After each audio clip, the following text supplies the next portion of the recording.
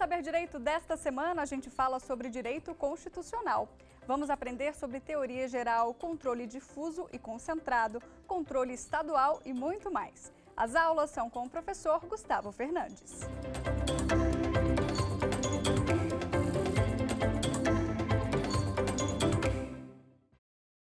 Olá, eu sou Gustavo Fernandes, professor de Direito Constitucional, e este é o Saber Direito. Nesta semana, trataremos do controle de constitucionalidade de maneira aprofundada e avançada. Na primeira aula, iremos tratar da teoria geral do controle de constitucionalidade, origem, conceito, pressupostos, sistemas de controle, histórico no Brasil. Na segunda aula, trataremos especificamente do controle difuso. Na terceira e na quarta aula, trataremos do controle concentrado, que é dividido em partes 1 e 2.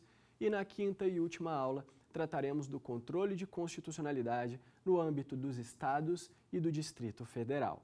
Vamos dar início, então, à teoria geral do controle de constitucionalidade. Vamos colocar aqui na tela os tópicos desta aula para facilitar a sua visualização. Vamos começar com o conceito do controle de constitucionalidade. O que vem a ser o controle de constitucionalidade? Trata-se de um dentre vários instrumentos de defesa ou de garantia da Constituição. No controle de constitucionalidade há um juízo de adequação vertical entre o objeto, que é o ato normativo ou a lei que está sendo impugnada, e o parâmetro, que é a norma constitucional que serve de referência. O objeto, a lei ou ato normativo, extrai o seu fundamento de validade, só é válido porque existe norma constitucional que fundamente esta validade. E é a norma constitucional, como eu disse, que fundamenta a validade do ato normativo. Por isso que esse juízo é chamado de vertical, porque há uma relação de superioridade hierárquica da Constituição em face dos demais atos normativos que estão no ordenamento jurídico. Bom, esse controle de constitucionalidade é uma espécie de um gênero maior, que é o controle de validade ou de invalidade dos atos normativos. Veja que um decreto, uma portaria, uma instrução normativa que tem por objetivo minudenciar ou detalhar uma lei pode ser contrário ao conteúdo da lei, se tornando então ilegal. Este é o controle de legalidade, que é feito no âmbito da administração pública, por qualquer órgão administrativo, em razão do princípio da autotutela. Se o ato questionado é uma lei e o parâmetro é um tratado internacional sobre direitos humanos que tem status supralegal, essa espécie de controle de validade é chamada de controle de convencionalidade. Lembrando que o Supremo Tribunal Federal já decidiu que os tratados e convenções internacionais de direitos humanos, quando internalizados no Brasil, sem equivalência às emendas à Constituição, como determina o rito do artigo 5º, parágrafo 3º da Constituição Federal, esses tratados terão força supralegal, abaixo da Constituição e acima das leis. Por fim, quando o objeto do controle se tratar de uma lei ou de um ato normativo capaz de inovar o ordenamento jurídico e esse controle se der em face da Constituição Federal, nós teremos o controle de constitucionalidade, que é o objeto de estudo das nossas aulas. Pois bem, sabemos então o que é o controle de constitucionalidade, é a análise que se faz de uma lei ou de um ato normativo em face da Constituição, com o fim de impor uma sanção a essa lei que contrariar a Constituição Federal. De que valeria dizer que a Constituição tem supremacia se uma lei pudesse contrariá-la sem nenhum tipo de sanção, sem nenhuma consequência? E essa sanção é justamente a invalidade da lei ou do ato normativo. Pois bem, passemos agora ao estudo dos pressupostos do controle de constitucionalidade. Para que se possa falar em controle, o que é necessário existir? São 3 aspectos principais. Em primeiro lugar, é preciso, segundo a doutrina tradicional, que haja uma Constituição formal, escrita e rígida. A rigidez da Constituição significa que a alteração do texto constitucional demanda um procedimento mais oneroso, mais dificultoso. No Brasil, por exemplo, nos termos do artigo 60, parágrafo 2º, há necessidade de aprovação em 2 turnos por ambas as casas legislativas, pelo voto de 3/5 dos membros de cada uma das casas, para que o texto da Constituição possa ser alterado. Essa é a rigidez constitucional da nossa Carta Política de 88. Para que uma Constituição seja rígida, segundo a doutrina tradicional, é necessário que seja escrita, pois esse procedimento mais dificultoso deve estar previsto no texto constitucional, para se permitir a alteração da Constituição. Por que constituições flexíveis, aquelas que não têm um procedimento especial ou solene para alteração, não possuem um controle de constitucionalidade? Porque uma lei comum em uma Constituição flexível é capaz de alterar norma constitucional, já que o procedimento de criação é o mesmo. Por isso, a doutrina diz que o primeiro pressuposto ou requisito do controle é a existência de uma Constituição escrita e rígida. O segundo procedimento, ou o segundo pressuposto, melhor dizendo, é o entendimento de que a Constituição é norma suprema, fundamental. Veja que as primeiras constituições europeias, embora rígidas, eram entendidas como meras proclamações políticas, que não tinham força jurídica vinculante. Por isso, não havia controle de constitucionalidade da maneira como entendemos. É preciso que além da Constituição ser rígida e escrita, que ela seja entendida, considerada norma fundamental e suprema, superior aos demais atos normativos do ordenamento jurídico. Por fim, o terceiro pressuposto é intuitivo, a necessidade da existência de um órgão ou de vários órgãos competentes para realizar o controle de constitucionalidade. Bom, sabemos o conceito do controle de constitucionalidade e seus pressupostos. Agora vamos falar sobre o controle de constitucionalidade forte e fraco. Esse é um assunto que ainda não está presente na maior parte dos manuais e cursos de direito constitucional, mas é muito falado na doutrina estrangeira, no direito comparado. Existem sistemas de controle. O controle de constitucionalidade não tem um arquétipo fechado. Existem delineamentos do controle que são feitos por cada Constituição de cada país. O controle forte é aquele em que as decisões da Suprema Corte sobre a constitucionalidade das leis não podem ser superadas pelos outros poderes, sobretudo pelo Legislativo. O exemplo que nós temos de controle de constitucionalidade forte é o dos Estados Unidos da América e de boa parte dos países europeus. Nos Estados Unidos, se a Suprema Corte declara uma lei inconstitucional, isso não pode ser revertido pelo Parlamento, salvo na hipótese excepcional de uma emenda à própria Constituição. Exemplo, a Suprema Corte norte-americana, lá no século XIX, havia entendido que as mulheres não tinham direito a voto. Veio uma emenda à Constituição, a 19ª emenda, e permitiu que as mulheres tivessem o direito ao voto. Então, apenas por uma emenda à Constituição é possível superar decisões judiciais em países que têm o controle na versão forte. Agora, o Canadá seria um exemplo de país que tem uma versão fraca de controle de constitucionalidade. Lá no Canadá, a Carta de Direitos e Liberdades, que integra a Constituição consuetudinária canadense, prevê a chamada cláusula não obstante. O que significa isso? Lá no Canadá, uma decisão judicial pode ser ignorada ou superada pelo parlamento, capaz então de editar uma lei com o mesmo conteúdo daquela que foi declarada incompatível com a Constituição consuetudinária canadense e, inclusive, impedir que os tribunais profiram decisões futuras sobre aquela lei, tornando-a imune ao controle por um determinado prazo que pode ser prorrogado por diversas vezes. E o Brasil?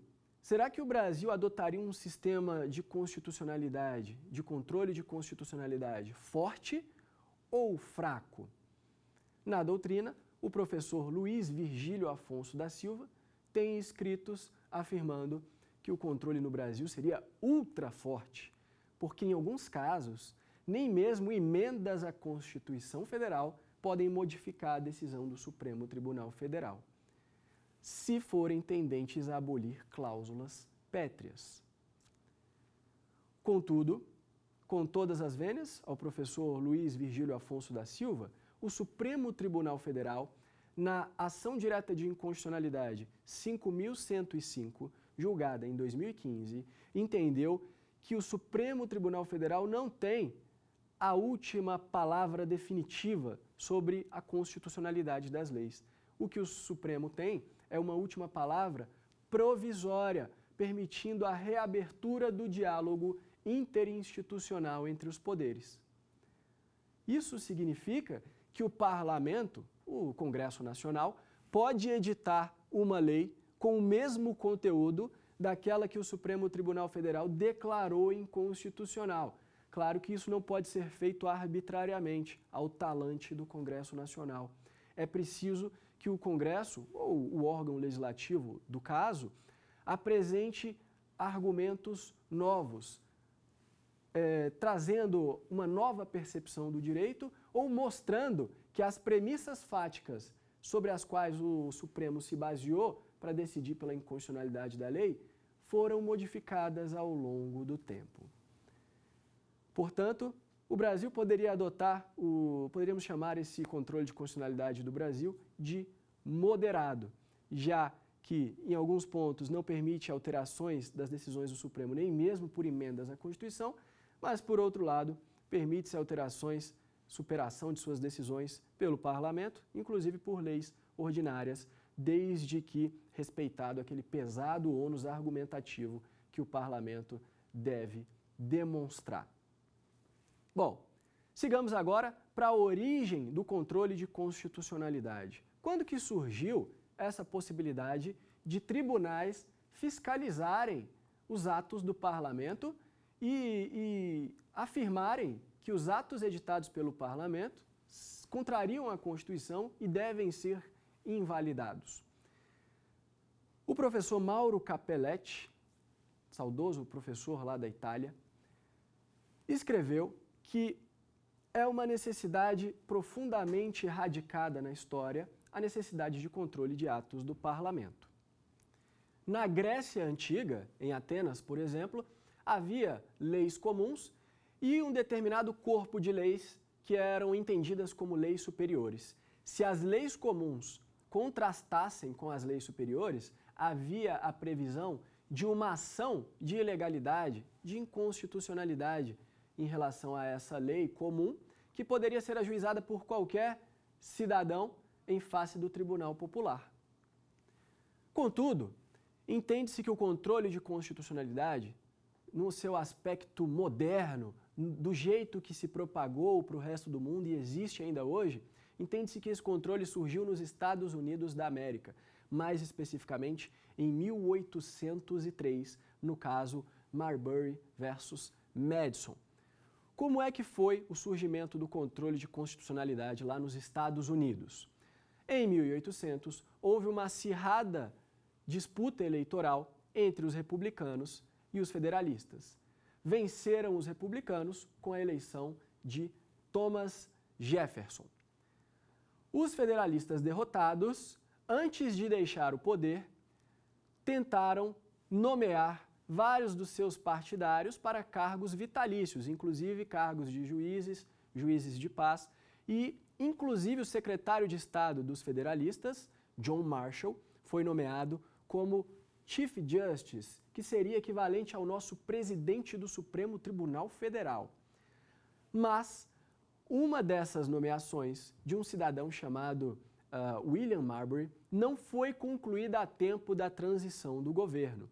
E quando o novo governo dos republicanos se instalou, o secretário de Estado, James Madison, o novo secretário de Estado, não quis dar finalização a esse trâmite para a nomeação de Marbury como juiz de paz.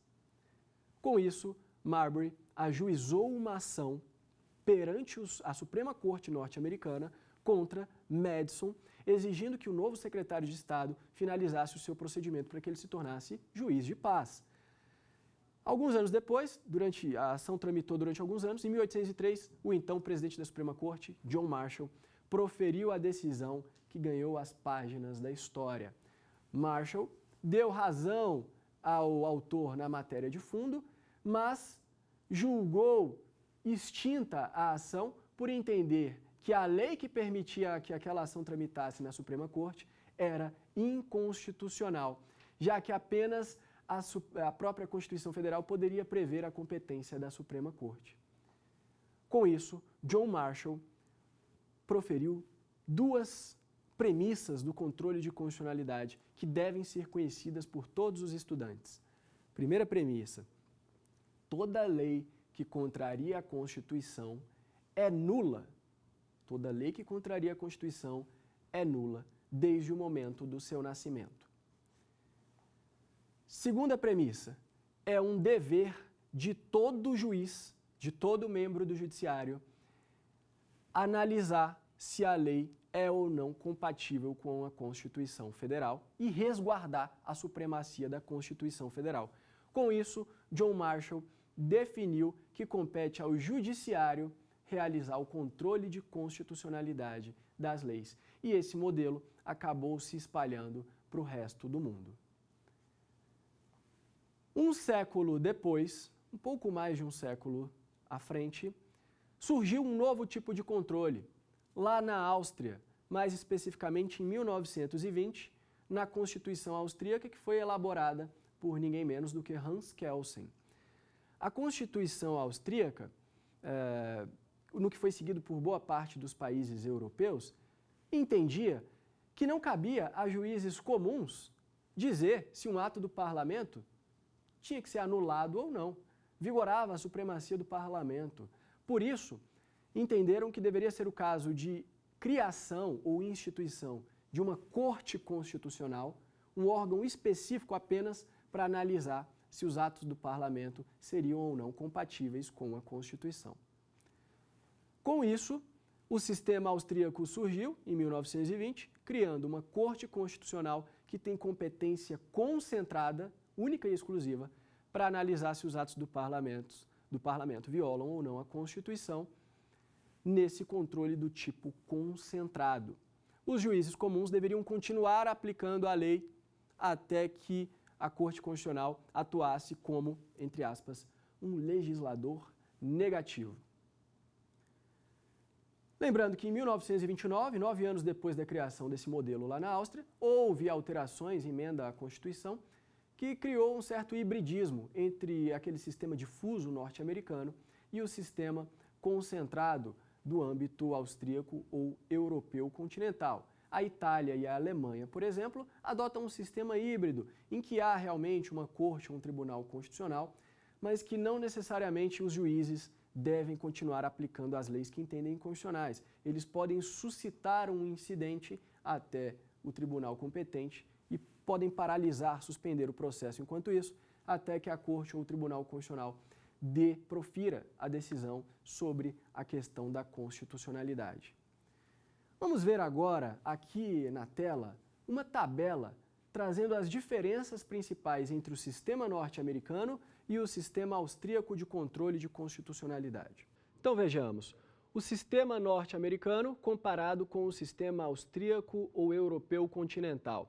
As diferenças sobre 3 aspectos relevantes. Primeiro, sobre o aspecto subjetivo, ou seja, quem tem competência para dizer que uma lei é inválida por ser contrária à Constituição. No sistema norte-americano, esse controle é feito por todos os juízes e tribunais, como estabeleceu John Marshall na histórica decisão de 1803, por isso que se diz que esse controle é do tipo difuso.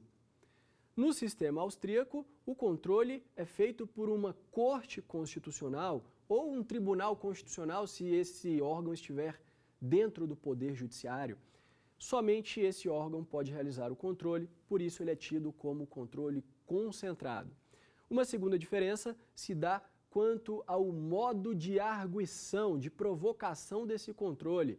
No sistema norte-americano, essa provocação é feita via incidental, ou alguns chamam por via de exceção, a partir de um caso concreto. Imagine você, por exemplo, que um cidadão ingressa com uma ação em desfavor de uma operadora de telefonia. E para julgar o caso, para o juiz dizer quem tem razão, se é a operadora de telefonia ou se é o consumidor, ele provavelmente terá que analisar se as leis que fundamentam aqueles atos da operadora de telefonia são compatíveis com a Constituição ou não. Isso surge, portanto, dentro de um caso concreto. Já no sistema austríaco, nós vemos que o controle é arguido de forma principal por meio de uma ação especial que vai ser proposta junto à Corte Constitucional, sem qualquer vinculação a um caso concreto. Por fim, quanto ao aspecto funcional relativo aos efeitos da decisão, temos que, no sistema norte-americano, a decisão do juiz ou do tribunal fará efeitos apenas entre as partes, chamados de interpartes. Além disso, esses efeitos retroagem ao início, à edição do ato normativo. São efeitos retroativos, já que a inconstitucionalidade é um vício de nascença da lei ou do ato normativo.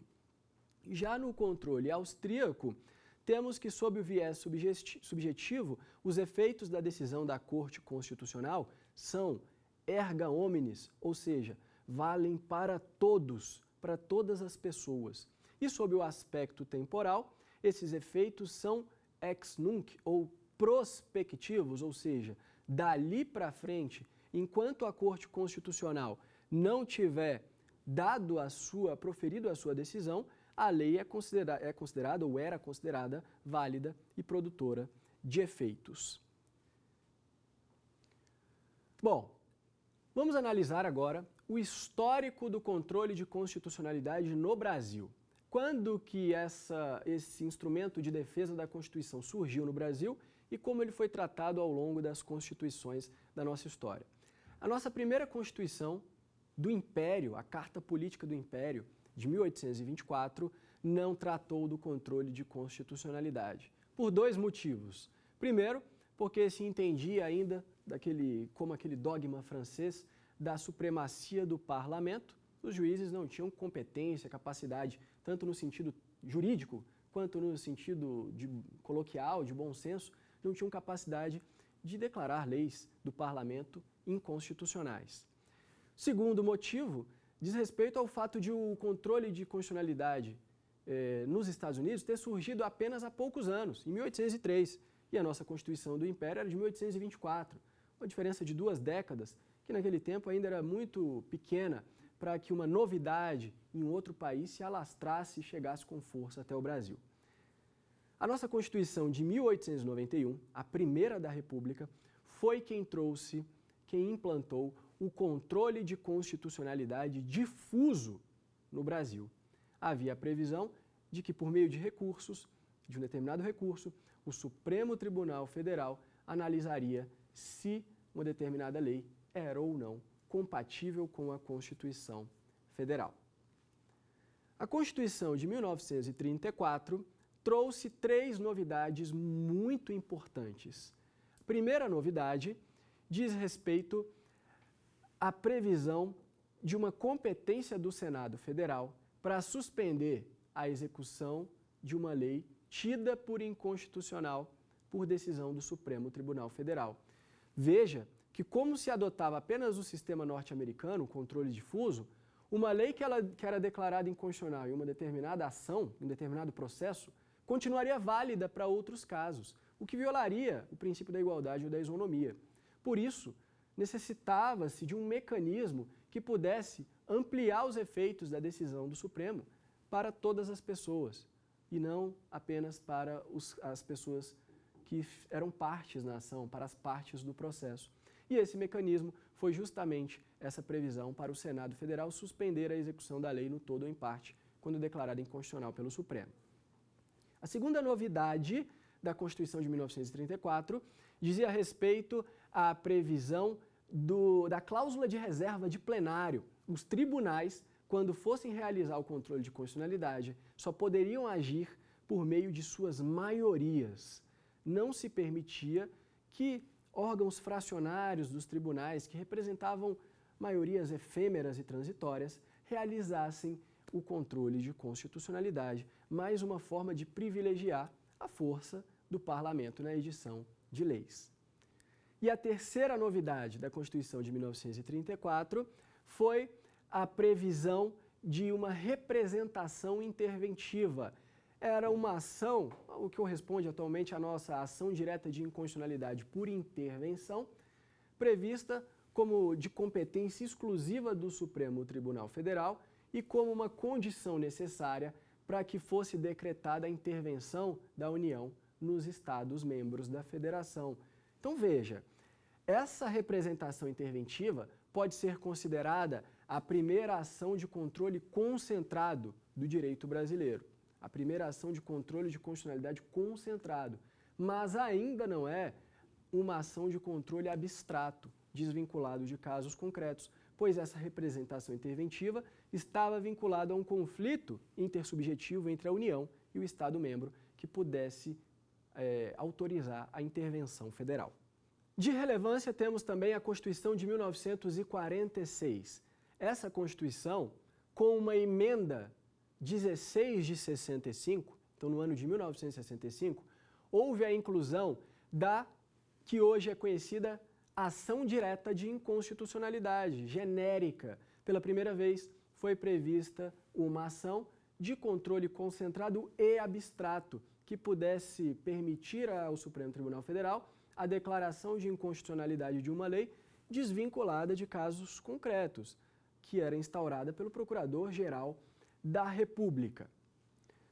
As constituições, melhor dizendo, de 1967 e a de 69, para quem entende que não se trata de uma emenda à Constituição de 67, mas de um novo ato do poder constituinte originário, nessas constituições não houve muitas novidades. Na verdade, foi mantido o sistema anterior, porém, com a instituição de uma ação avocatória, em que o Supremo Tribunal Federal podia, por razões de segurança pública ou de grave lesão à ordem pública, avocar processos dos juízes e tribunais e ele mesmo decidir sobre a inconstitucionalidade das leis. E também foi prevista uma representação de interpretação de leis perante o Supremo, mas essas duas ideias, na prática, não se desenvolveram, por isso foram abandonadas pela Constituição de 88.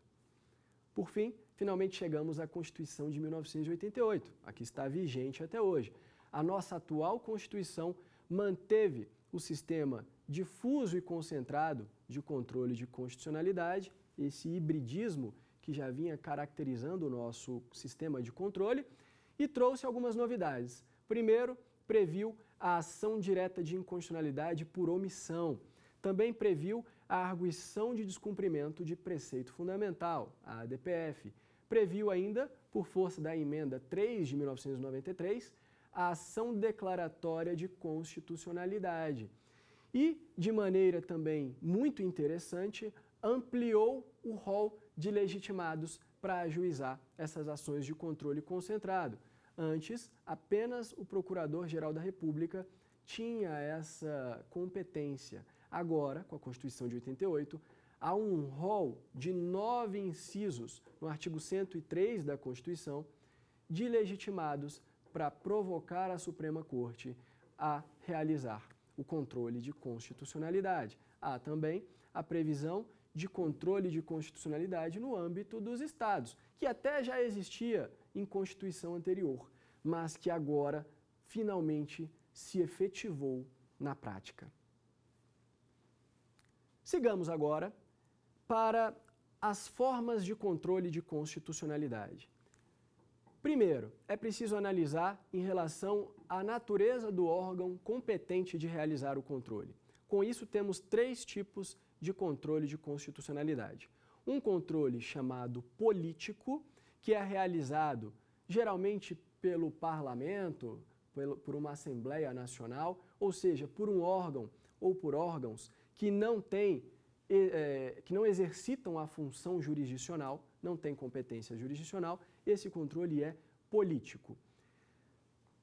Temos o controle jurisdicional, que é aquele realizado por órgãos que têm competência jurisdicional, em regra, órgãos que pertencem ao poder judiciário, como juízes e tribunais. Mas veja, é possível que um órgão de fora do poder judiciário tenha atribuições jurisdicionais. Querem ver um exemplo? O Conselho Constitucional francês, que foi criado com a Constituição de 1958, a princípio era entendido como um órgão de controle político de constitucionalidade. Contudo, nos últimos anos, a doutrina tem entendido que esse órgão se transmudou e atualmente, embora não pertença ao judiciário, exerce funções jurisdicionais, sendo um exemplo de controle jurisdicional de constitucionalidade. Por fim, temos o controle misto ou híbrido, em que há uma junção do controle político com o controle jurídico, jurisdicional. O melhor exemplo é o da Suíça. Na Suíça, as leis federais são declaradas inconstitucionais pela Assembleia Nacional. Já as leis estaduais são declaradas inconstitucionais pelos tribunais. Veja que, a depender da esfera política dos atos normativos e das leis, o órgão competente para realizar o controle de constitucionalidade é distinto. E o Brasil?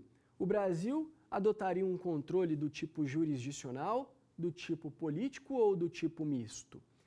Esse tema é um pouco confuso na doutrina. Não se pode dizer que o Brasil adota o modelo ou o sistema misto, porque não há essa divisão de dois tipos de leis com órgãos com competências diferentes para realizar o controle. Aqui no Brasil, as leis federais editadas pelo Congresso Nacional não são declaradas inconstitucionais pelo próprio Congresso Nacional e as leis estaduais seriam declaradas inconstitucionais ou fiscalizadas pelos tribunais. Não tem essa diferenciação aqui no Brasil. Por isso, a doutrina em peso afirma que o controle de constitucionalidade no Brasil é jurisdicional. Contudo, eu quero chamar a atenção para um ponto. Embora o controle de constitucionalidade no Brasil seja do tipo jurisdicional, isso não impede que outros órgãos, como órgãos do Poder Executivo e órgãos do Poder Legislativo, realizem a fiscalização da constitucionalidade das leis. Então seria um controle misto, mas não misto no sentido que a doutrina trata, com a existência de dois tipos de leis. Misto no sentido de que é o judiciário quem realiza esse controle, mas é também possível que os órgãos do Executivo e do Legislativo realizem esse controle. Vamos ver aqui dois exemplos. Na hora de editar leis, após a aprovação da lei pelo Congresso Nacional, tratando-se de lei ordinária e lei complementar, o presidente da República tem a prerrogativa de vetar aquela lei aprovada pelo Parlamento. Esse veto pode ocorrer, inclusive, por motivo de inconstitucionalidade da lei. Trata-se de um controle político de constitucionalidade. Um segundo exemplo seria o próprio controle realizado pela Comissão de Constituição e Justiça e Cidadania da Câmara dos Deputados ou a Comissão de Constituição e Justiça do Senado, que analisam se um projeto de lei é compatível ou não com a Constituição antes de permitirem que ele prossiga no âmbito do devido processo legislativo. Uma segunda maneira de analisar as formas de controle de constitucionalidade está em relação ao momento do controle. O controle pode ser preventivo, se realizado antes da publicação da lei, ou repressivo, se realizado após a lei já ter sido promulgada e publicada. No Brasil, o controle de constitucionalidade preventivo, em regra, é político, porque se a lei ainda não foi promulgada e publicada, o judiciário ainda não tem um interesse de agir para declarar aquela lei inconstitucional, já que ela ainda não está no mundo jurídico. Por isso, o controle preventivo de constitucionalidade, em regra, é realizado pelo próprio parlamento, com o auxílio do Poder Executivo. Já o controle repressivo, após a lei ter sido promulgada e publicada, em regra, é realizado pelo Judiciário, mas há casos em que órgãos de fora do Judiciário também podem realizar o controle repressivo de constitucionalidade. Um exemplo, as medidas provisórias, lá do artigo 62 da Constituição, podem produzir efeitos de inovar o ordenamento jurídico a partir do momento em que são publicadas pelo Presidente da República. Após o ingresso no mundo jurídico, é possível que a Câmara dos Deputados e o Senado analisem se o conteúdo e também os requisitos de relevância e urgência da medida provisória, se eles são constitucionais ou não. É um controle posterior à produção de efeitos pelo ato normativo. Uma questão bastante aprofundada e discutida na doutrina e no Supremo é a seguinte: poderia o próprio Poder Judiciário realizar um controle de constitucionalidade preventivo antes da lei ingressar no mundo jurídico? Sim, mas apenas em uma hipótese que se desdobra em dois casos. Essa é a hipótese do mandado de segurança impetrado por um parlamentar. Quando que isso pode ocorrer? Primeiro caso, quando houver um vício no projeto de lei ou na proposta de emenda à Constituição em relação ao devido processo legislativo que não está sendo respeitado.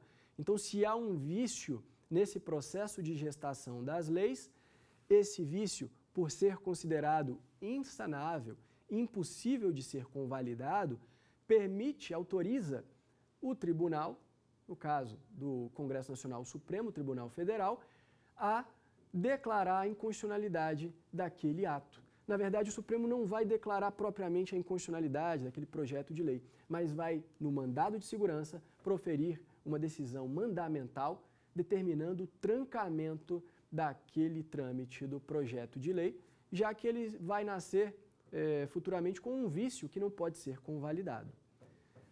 O segundo caso, também por meio do mesmo mandado de segurança impetrado por parlamentar exclusivamente, terceiros não têm essa legitimidade, é o caso de uma proposta de emenda à Constituição que seja tendente a abolir cláusulas pétreas. O artigo 60, parágrafo 4º da Constituição, diz que não é possível nem mesmo a deliberação de emendas sobre emendas constitucionais que sejam tendentes a abolir cláusulas pétreas como direitos e garantias individuais, por exemplo. Se não é possível nem mesmo a deliberação sobre esses assuntos, então é possível um controle de constitucionalidade preventivo, em que o Supremo vai analisar um vício procedimental, por conta dessa deliberação vedada, mas também o próprio conteúdo da emenda à Constituição, para saber se ela viola ou não a forma federativa de Estado, direitos e garantias individuais, ou seja, as cláusulas pétreas. Passemos agora à análise dos tipos de inconstitucionalidade. Vamos ver aqui na tela. Os tipos ou as espécies de inconstitucionalidade se dividem de acordo com alguns critérios. Primeiro, acompanhe aí comigo, quanto ao ato estatal que provoca o vício, a inconstitucionalidade pode ser por ação ou por omissão. Segundo critério, quanto à espécie de vício que acomete o ato, a inconstitucionalidade pode ser material, substancial, intrínseca ou nomoestática. Essa é a primeira espécie, ou pode ser a inconstitucionalidade formal, extrínseca ou nomodinâmica.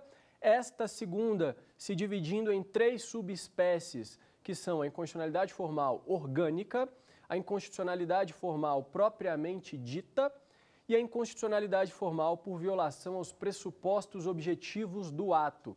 Vamos para a próxima tela. Temos ainda, em um terceiro critério, quanto ao momento do vício, a inconstitucionalidade poderá ser originária ou superveniente. E, por fim, quanto à relação de dependência ou interdependência entre as normas, a inconstitucionalidade poderá ser antecedente ou imediata de um lado ou consequente e derivada por arrastamento, por atração ou por reverberação normativa de outro. Bom, pessoal, quanto ao ato da inconstitucionalidade, ele pode derivar de um ato comissivo ou de um ato omissivo, ou seja, de um fazer, um ato, uma ação, ou de um ato omissivo, uma omissão. A inconstitucionalidade por ato comissivo ou por ação é intuitiva, é aquele ato editado pelo poder público que, de algum modo, viola a Constituição Federal e, por isso, terá a sua inconstitucionalidade declarada. Já a inconstitucionalidade por omissão se dá perante o não fazer do Estado. Os poderes públicos deixam de editar um ato normativo desobedecendo a um comando da Constituição Federal. Agora que fique claro, não é qualquer não fazer do Estado, sobretudo do Poder Legislativo, que provoca a inconstitucionalidade por omissão. É uma tarefa do legislador decidir legislar ou não, fica ao seu arbítrio. Mas há alguns casos em que a Constituição comanda, ordena, determina que os poderes públicos, sobretudo o legislativo, editem atos normativos ou leis. E quando há um comando constitucional, seja ele expresso, seja ele implícito, e aí é o Supremo Tribunal Federal que vai dizer que há um comando implícito, e o poder público não obedecer ao comando constitucional, haverá a inconstitucionalidade por omissão. Bom, a inconstitucionalidade por ação pode derivar uma inconstitucionalidade material ou uma inconstitucionalidade formal. A inconstitucionalidade material se dá por uma violação aos preceitos da Constituição no que tange ao conteúdo da lei. Então, uma lei que determina que pessoas façam determinada coisa ou que deixem de fazer alguma coisa em sentido contrário ao que diz a Constituição, será inconstitucional por violação ao conteúdo da Carta Política. Já a inconstitucionalidade formal ocorre quando há um vício não em relação ao conteúdo da norma, mas um vício em relação ao seu processo de criação. Uma lei demanda um procedimento, um devido processo legal para que possa ser editada e para que possa ingressar no mundo jurídico. Se houver algum vício durante esse procedimento de criação das leis, haverá a inconstitucionalidade formal. A inconstitucionalidade formal se subdivide, como vimos no quadro, em 3 subespécies. Temos a inconstitucionalidade formal orgânica. É aquela em que um ente político invade a competência de outro ente político. Exemplo, um Estado membro da Federação poderá tratar, por exemplo, de crimes de responsabilidade do governador em sua própria Constituição Estadual. Haverá, nesse caso, uma inconstitucionalidade formal orgânica. Por quê? Porque o entendimento do Supremo é no sentido de que apenas uma lei federal, ou melhor, uma lei nacional editada pela União, poderá tratar dos crimes de responsabilidade. Esse entendimento, inclusive, é sumulado. Trata-se da súmula vinculante 46 do Supremo Tribunal Federal. Isso porque, nos termos do artigo 22, inciso 1 da Constituição Federal, compete à União legislar sobre direito processual.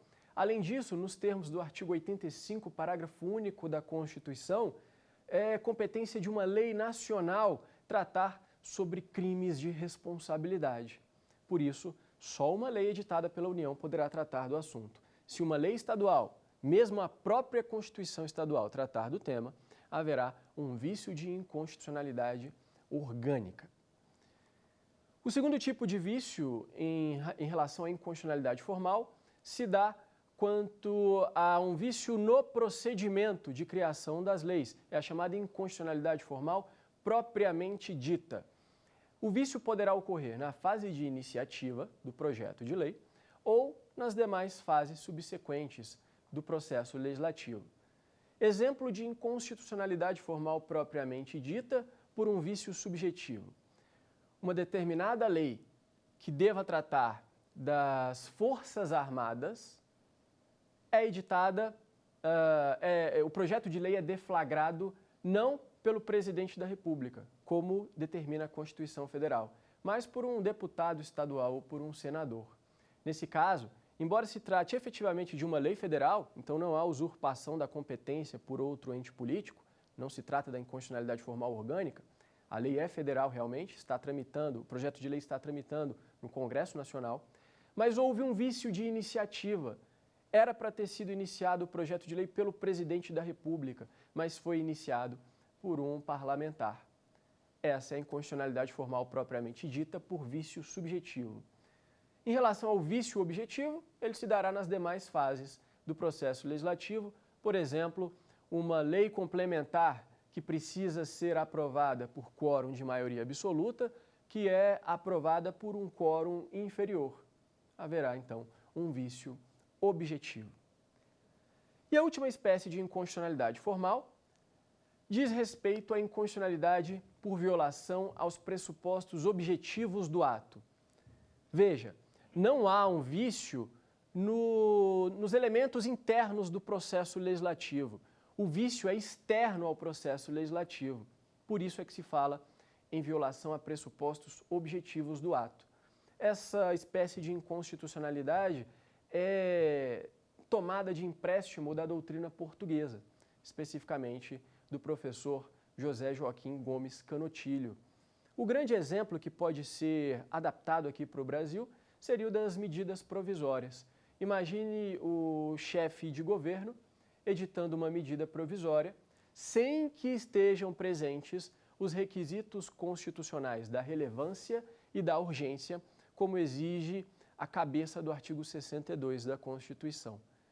Se uma medida provisória é editada sem relevância e sem urgência, ela será inconstitucional. Veja que não por um vício no processo legislativo, mas por um pressuposto objetivo da medida provisória.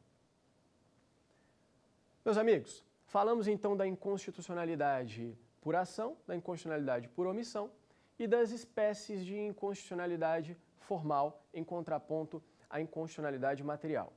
Agora, quanto ao momento do vício, temos a inconstitucionalidade originária e a inconstitucionalidade superveniente. A originária é aquela que surge no momento em que o ato normativo ou que a lei é editada.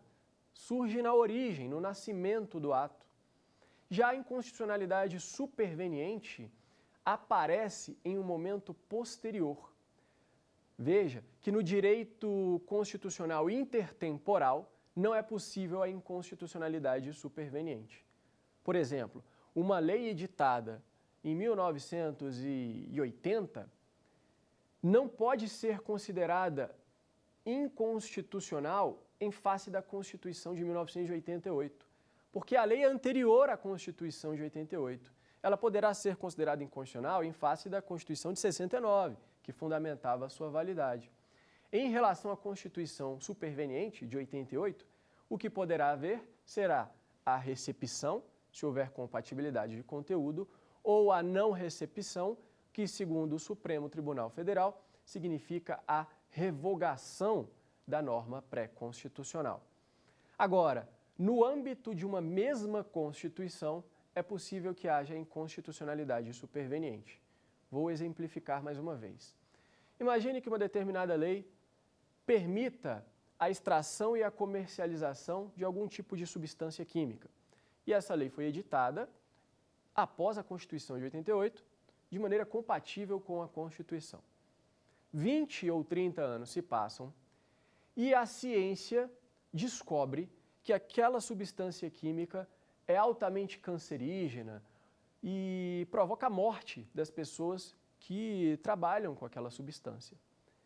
Diante disso, aquela lei que permitia a extração e a comercialização da substância química se torna inconstitucional. Não há qualquer alteração no texto da lei, não há qualquer alteração no texto da Constituição, o direito de proteção à saúde continua do mesmo jeito, mas as circunstâncias fáticas se modificaram em razão da evolução da ciência. E por isso, a comercialização e a extração daquela substância química se torna inconstitucional. A lei era constitucional no início, mas passa para o terreno da inconstitucionalidade com o decurso do tempo e com modificação das alterações fáticas ou mesmo de uma nova percepção do direito.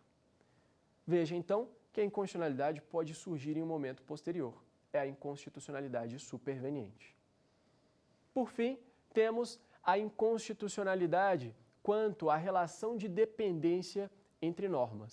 A inconstitucionalidade poderá ser antecedente quando o vício for declarado na própria norma que contraria a Constituição, sem dependência em relação a nenhuma outra norma. Por exemplo, entende-se que o artigo 2º da Lei X é inconstitucional. Se o Supremo assim entender, poderá declarar a inconstitucionalidade do artigo 2º, que foi impugnado. É uma inconstitucionalidade direta daquele dispositivo questionado. Contudo, é possível, excepcionalmente, que seja declarada a inconstitucionalidade consequente, derivada, por atração, por reverberação normativa, de um outro dispositivo que não foi questionado, mas que guarda uma dependência lógica em relação ao dispositivo que for assim questionado. Vou dar um exemplo real, um caso real. Uma lei no Distrito Federal estabeleceu que o governo do Distrito Federal deveria pagar uma pensão vitalícia ao cônjuge da vítima de um crime hediondo, ainda que o autor do crime hediondo não fosse um agente estatal. Então, o cônjuge de qualquer pessoa que fosse vítima de um crime hediondo no Distrito Federal deveria receber uma pensão vitalícia do governo do DF. O Supremo Tribunal Federal, ao analisar essa lei, entendeu que se tratava de uma lei inconstitucional por violação a diversos parâmetros constitucionais. Não seria razoável que o governo do DF pagasse uma pensão vitalícia a todo cônjuge de vítima de crime hediondo. Só seria razoável, talvez, se o autor do crime hediondo fosse um agente estatal, um policial, não sei. Mas qualquer autor causaria um rombo nos cofres públicos do Distrito Federal. Pois bem, na petição inicial da ação direta de inconstitucionalidade, só houve a impugnação de alguns artigos da lei, dessa lei distrital. Mas o Supremo declarou por arrastamento, por derivação, a inconstitucionalidade de outros artigos dessa mesma lei que não foram questionados. Por quê? Porque havia uma dependência desses artigos em relação aos que foram declarados inconstitucionais. Exemplo, foi declarado inconstitucional e foi impugnado efetivamente o artigo que estabelecia o dever de pagar a pensão. Mas não foi impugnado expressamente o artigo que dizia o valor da pensão ou como essa pensão seria paga. Mas não teria qualquer razão de subsistência desse dispositivo que dizia como que a pensão deveria ser paga. Ele não tem mais sentido sem que a pensão exista. Por isso, foi possível, nesse caso, a declaração de uma inconstitucionalidade derivada por arrastamento, por reverberação normativa, por atração, como queiram chamar. Meus amigos, vamos agora ao quiz, ao teste de conhecimento das nossas aulas. Acompanhe comigo aqui na tela, por gentileza.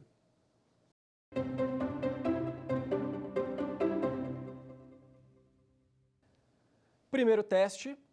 Segundo o pensamento doutrinário, o controle de constitucionalidade moderno originou-se A. na Áustria, B. no Brasil, C. nos Estados Unidos da América, D. na Alemanha. Pode soltar a resposta.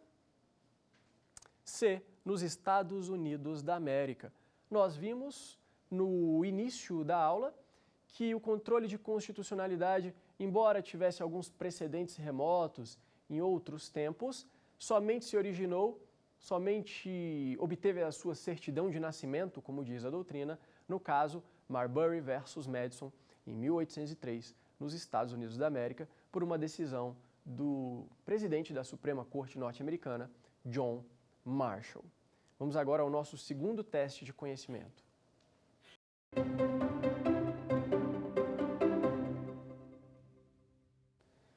Dois. A ação direta de inconstitucionalidade genérica foi prevista no Brasil na vigência da A. Constituição de 1891, B. Constituição de 1934, C. Constituição de 1946, D. Constituição de 1988. Pode colocar a resposta. Alternativa C. Meus amigos, estudamos que, embora a Constituição de 1934 já houvesse previsto uma ação direta interventiva, uma representação interventiva, em que existia realmente um controle concentrado, mas ainda voltado a casos concretos, ainda não era um controle abstrato, somente na vigência da Constituição de 1946, mais especificamente com a Emenda Constitucional 16 de 1965, é que foi prevista pela primeira vez a ação direta de inconstitucionalidade dita genérica, a famosa ADI, que trata, pela primeira vez, então, do controle abstrato de constitucionalidade das leis. Vamos ao nosso terceiro e último teste de conhecimento.